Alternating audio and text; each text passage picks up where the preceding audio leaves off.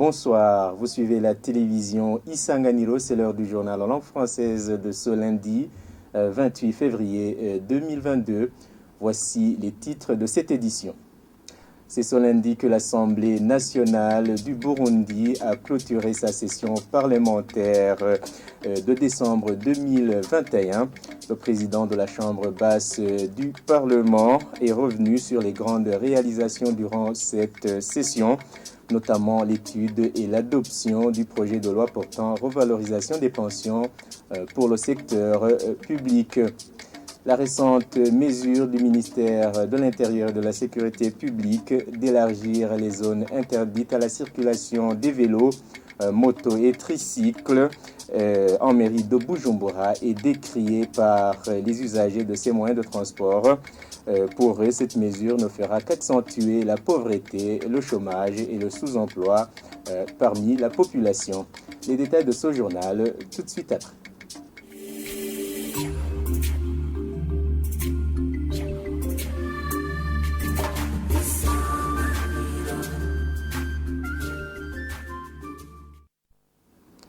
Bonsoir. Clôture ce lundi à l'Assemblée nationale de la session parlementaire de décembre 2021. Le président de l'Assemblée nationale, Gela Zendabira, est revenu sur les grandes réalisations de la Chambre basse du Parlement, entre autres le projet de loi portant code du transport ferroviaire au Burundi et le projet de loi portant revalorisation des pensions pour le secteur public.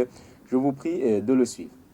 Sur le plan législatif, les projets de loi suivants ont été analysés et adoptés. Le projet de loi portant règlement et compte rendu budgétaire pour l'exercice 2015, le projet de loi portant statut des officiers de la police nationale du Burundi, le projet de loi portant statut des sous-officiers brigadiers de la police nationale du Burundi, le projet de loi portant statut des agents de la police nationale du Burundi, le projet de loi portant ratification de l'accord de coopération pour l'exécution du projet de gestion intégrée des ressources hydriques au Burundi entre le gouvernement de la République du Burundi et le gouvernement de la République arabe d'Égypte, signé le 24 mars au Caire, en Égypte. Le projet de loi portant code du transport ferroviaire au Burundi. Le projet de loi portant statut du personnel d'appui de la police nationale du Burundi. Le projet de loi portant ratification par la République du Burundi de l'accord relatif à l'exemption de visa pour les détenteurs de passeports diplomatiques spéciaux et de service entre le gouvernement de la République du Burundi et la République arabe d'Égypte, signé le 24 mars 2021 au Caire, en Égypte. Le projet de loi portant répression de la cybercriminalité au Burundi et enfin le projet de loi portant modification de certaines dispositions du Code de la protection sociale au Burundi et revalorisation des pensions pour le secteur public. C'était Gela Zendabirawe, président de l'Assemblée nationale, lors de la clôture de la session parlementaire de décembre 2021. Préoccupation de certains députés par rapport aux amendes infligées à la population par les autorités administratives à la base. Des amendes comprises entre 500 000 et 1 million de francs burundais. Dans une séance des questions orales la semaine dernière à l'Assemblée nationale, Gervais Ndirakobucha, ministre en charge du développement communautaire, a rassuré que ces administratifs ont été assez sensibilisés sur le respect de la loi, sur le respect de la loi dans leurs agissements et ont été avertis des sanctions prévues en cas de violation de la loi. Jean de Dieu Irakozé nous en dit plus.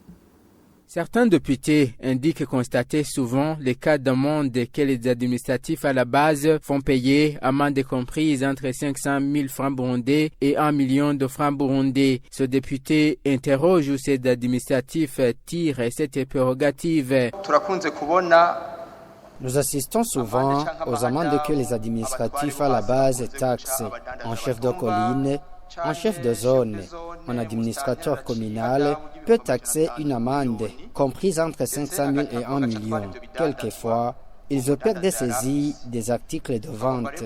Monsieur le ministre, d'où tire-t-il cette latitude?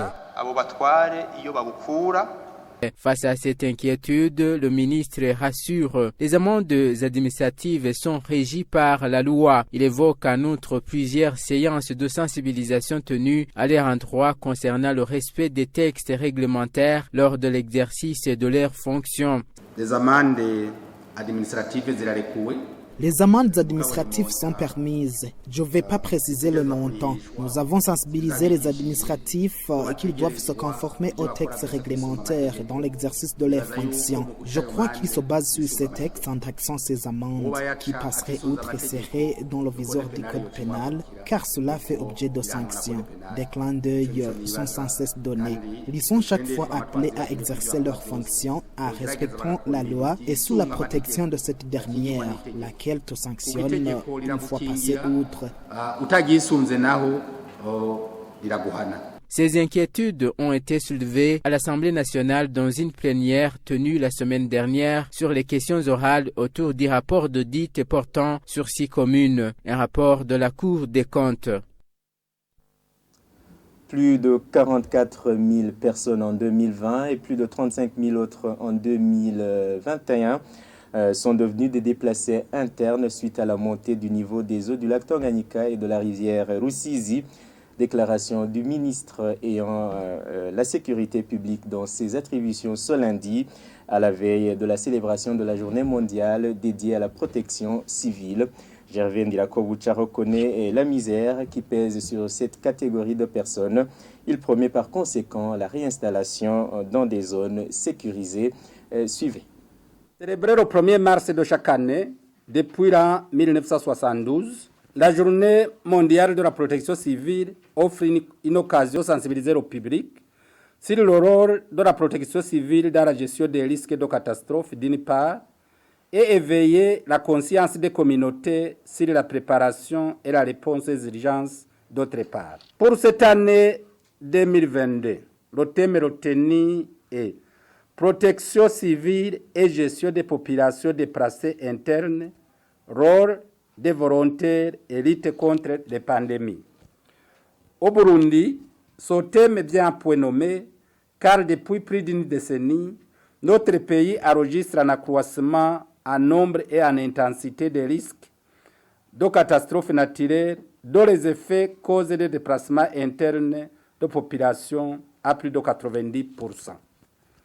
Pour illustration, la montée des eaux du lac Tanganyika et le débordement des eaux de la rivière Rusizi a causé le déplacement de 44 222 personnes en 2020 et 35 727 personnes en 2021.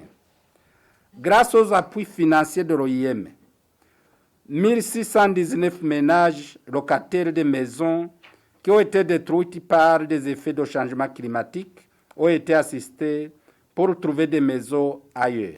La vie non décente que mènent les personnes déplacées internes préoccupe davantage le gouvernement du Burundi qui ne ménage aucun effort pour parvenir à l'installation définitive de ces personnes dans les zones sécurisées.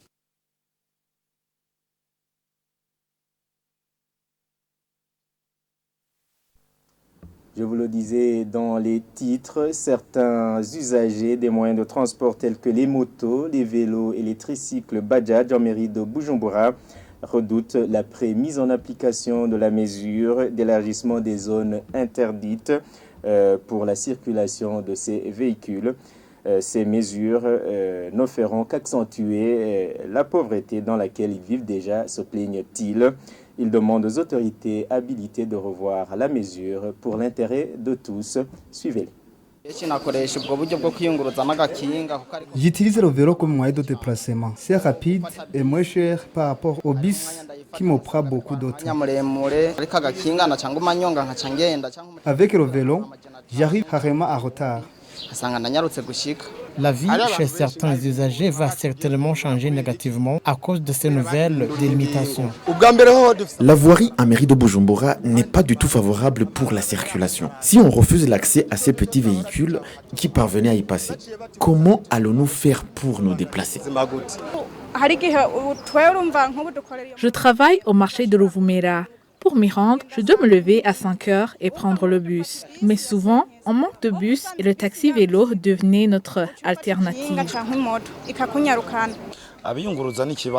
C'est un sérieux problème pour nous. Les bus ne peuvent pas nous déposer partout. Ce sont ces conducteurs de vélo et bajaj qui nous aident. Comment allons-nous gérer nos déplacements?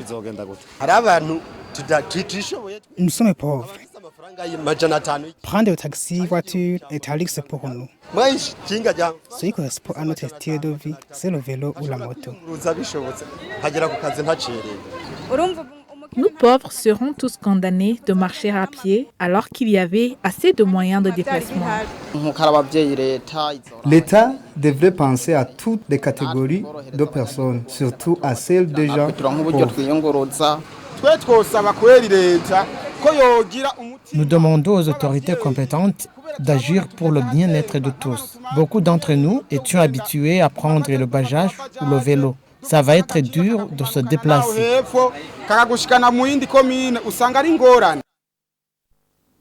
Page média pour clôturer avec ce journal. C'est un honneur pour la patrie et pour le média représenté de faire retentir ces génériques à l'étranger.